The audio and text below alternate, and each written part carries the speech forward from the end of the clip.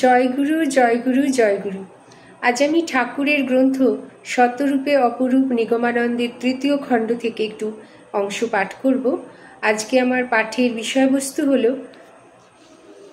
শ্রী যতীন্দ্রনাথ বন্দ্যোপাধ্যায়ের কিছু স্মৃতিচারণ, যেটা ঠাকুরের যে শাসন তিনি পেয়েছিলেন তা তিনি একটি গান রচনা করেছিলেন। সেই গানের সম্বন্ধে ঠাকুর তাকে কি বলেছিলেন সেই নিয়ে আমি আজকের পাঠ করছি। জয়গুরু।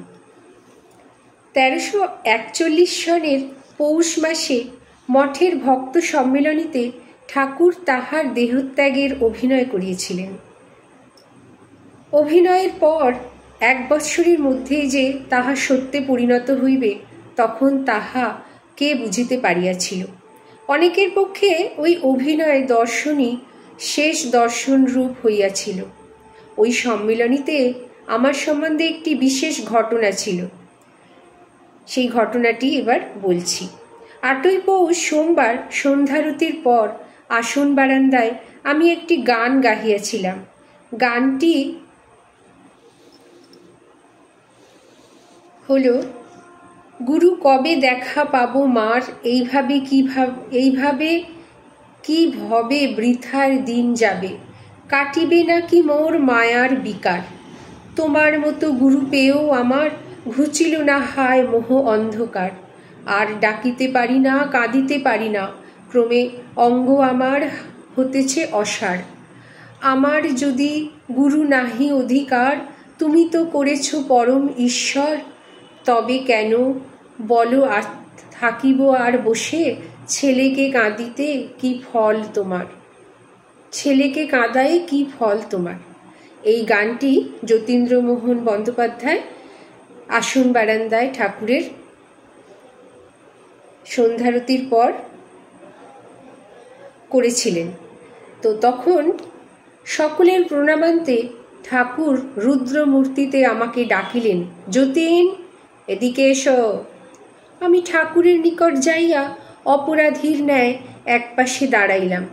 ঠাকুরের ভাব দেখিয়াই বুঝিতে পারিয়াছিলাম কি যেন একটা অন্যায় করিয়াছি। ঠাকুর আমাকে জিজ্ঞাসা করিলেন, তুমি যে গানটি করিলে উহা কি তোমারই রচিত? আমি উত্তর দিলাম, হ্যাঁ ঠাকুর। ঠাকুর বলিলেন, গানটি আবার বলো তো। আমি উহা পুনরায় আবৃত্তি করিলাম।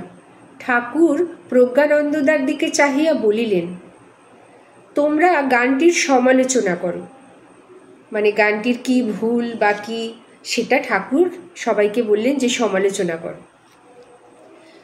প্রজ্ঞানন্দদা বলিলেন, গানটিতে বোঝা যায় যতীনদার বিশ্বাস নাই। ঠাকুর বলিলেন, হ্যাঁ, গানটার মাঝে আরও কত দোষ আছে তা আমি তোমাদের বুঝিয়ে দিচ্ছি, তার আগে আমি কয়েকটা কথা বলে নেই। ইহার পর ঠাকুর বলিলেন, যতীনের গানের প্রতি যাদের সহানুভূতি আছে, অর্থাৎ যারা মাকে কিংবা মা বলিতে ভগবানকে চাও, তারা একপাশে এসে দাঁড়াও। অন্য সময় যারা মাকে চাহিত তাদের অনেকেই এখন ঠাকুরের ভাবগতিক দেখিয়া আর সেই মা চাহিতে সাহস করিল না। মাত্র 4-5 জন আমার পাশে আসিয়া দাঁড়াইল। তখন ঠাকুর আমাদিগকে বলিলেন, তোমরা মা বলিতে কি বোঝো বলো, যতীন সকলের শেষে বলিবে। ওই কয়জন মা বলিতে কালী, কৃষ্ণ, শিব ইত্যাদিকে বোঝে বলিল। অতঃপর ঠাকুরের সঙ্গে আমার নিম্নলিখিত রূপ প্রশ্নোত্তর হইল। ঠাকুর আমাকে বললেন, তুমি মা বলিতে কি বোঝো? আমি, যাকে পেলে আর কিচ্ছু পাওয়ার আকাঙ্ক্ষা থাকে না তিনি মা। ঠাকুর, জং লব্ধা চাপরং লাভং মন্যতে নাধিকং ততঃ। আমি, হ্যাঁ। ঠাকুর, ভাব পেলে কারো অভাব থাকে না, গুরুকে পেলে আর মাকে পাওয়ার বাকি থাকে না। গুরুর সঙ্গে শক্তির বা মায়ের নিত্য সম্বন্ধ। আমি, আপনাকে আমি বাহিরে পেলেও ভিতরে পাই নাই। ঠাকুর, তোমার সংস্কার নষ্ট করার জন্যই তোমাকে মন্ত্র দিয়েছিলাম, কিন্তু তখনও তোমাকে আমি শিষ্য করি নাই। গুরু গুরুই, তোমার মতো বা কোনো কারো মতো তিনি নন। এটা হলো আসন ঘর। এই আসন জগৎগুরুর আসন। এখনো এখানে তোমরা যেমন প্রণাম করতে পারো, তেমনি আমিও প্রণাম করতে পারি। এখানে সার্বভৌম সঙ্গীত হওয়াই ভালো। সুতরাং আসন বারান্দার গান সম্বন্ধে তোমাদের মাঝে যারা পুরাতন তাদের লক্ষ্য থাকা উচিত। তারপর যাক না অঙ্গ অসাড় হয়ে, মনে মনে তো ডাকা চলবে। পরমেশ্বরের সৃষ্টি স্থিতি লয়ের ক্ষমতা আর কারো হাতে নাই। তবে শেষ সময়ে তো আমি আছি, এই কথা বলিয়া ঠাকুর করুণার দৃষ্টিতে আমার পানে চাহিলেন। আমি, গুরু মা হতে পারেন না? ঠাকুর, না, তাতে গুরুকে নিচে নামিয়ে আনা হয়। মা কথা মমতাযুক্ত, গুরু মমতা ও অস্মিতার ঊর্ধ্বে। প্রার্থনার মাঝে ভাব ঠিক রাখা চাই। রামপ্রসাদের সঙ্গীত হচ্ছে ভাবের সঙ্গীত। ওতে কোনো জায়গায় দোষ ত্রুটি খুঁজে পাবে না। কে জানে গো কালী কেমন, এবং আরও কয়েকটি গান ঠাকুর মুখে মুখে বললেন। আমি, আপনি মায়ের কৃপায় যে মা পেয়েছিলেন, আমরা সেই মা পেতে পারি না? ঠাকুর, কেন পারো না? আমার হাত অবসর না হওয়া পর্যন্ত লাখ বৎসর হলেও বসে থাকতে হবে। ভিখারির আবার কি দোষী থাকিতে পারে? আমি, দাবি নয়, আবদার। ঠাকুর, আবদার?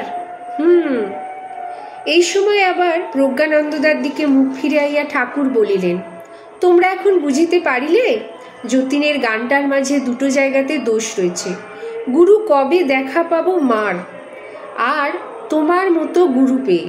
তাহার পর সকলের দিকে চাহিয়া ঠাকুর বলিলেন, দেখো 3 রকমের গান আছে, নাম, প্রার্থনা, বন্দনামূলক। নাম যেমন জয় গুরু, হরে কৃষ্ণ প্রভৃতি। প্রার্থনা মানে গুরু নারায়ণ করি নিবেদন। আর বন্দনা হলো যেমন বন্দে শ্রী গুরু প্রেম কল্পতরু। বন্দনার গানগুলি মাহাত্ম্য বর্ণন। আর চতুর্থ হলো ভাবমূলক গান, যেমন হরগৌরী, রাধা কৃষ্ণ বিষয়ক সঙ্গীত। যে গানে ভাবের কোনো উদ্রেক হয় না, সেইরূপ গান গেয়ে লাভ কি? জগৎগুরুর আসনের সম্মুখে কোনো সাম্প্রদায়িক ভাবমূলক সঙ্গীত হওয়া উচিত নয়। গুরুবাদ সবাই স্বীকার করে। এই গুরুবাদের ভিতর দিয়েই বিভিন্ন মতবাদের মাঝেও সামঞ্জস্য এসেছে। সুতরাং গুরুর নিকট প্রার্থনা, বন্দনামূলক গান, এতে কারো কোনো আপত্তি হতে পারে না। তোমরা এই বিষয়ে বিশেষ সতর্ক হবে। এই বলে ঠাকুর উঠে গেলেন। আমি বাহিরে আসিলে পর কয়েকজন আমাকে বলিল, দাদা বেশ করিয়াছেন, আপনার জন্য আমরা আজ ঠাকুরের নিকট হইতে অনেক কথা শুনিতে পাইলাম। জয় গুরু, জয় গুরু, জয় গুরু।